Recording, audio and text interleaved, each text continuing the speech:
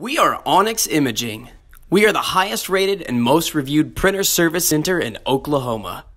Hey there YouTubers, it's your girl Brett over here at Onyx. Today I'm going to show you how to print a supply status page and I'm working with the Brother MFC L2720DW. So first thing first, down here on your touchpad you want to hit your settings and then you're going to hit all settings and then hit your down button until you see print reports.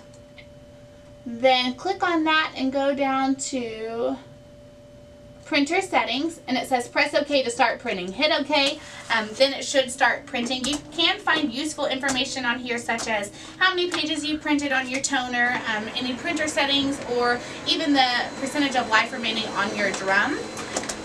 It will be on the second page. And that's what it looks like. If you guys are in need of any supplies or quotes, give your girl Brett a call and have a great day. Thank you for watching. If you're interested in how you can receive free labor on all of your service calls, as well as how to qualify for free printer upgrades, contact us today. We are here for all of your printer and office supply needs.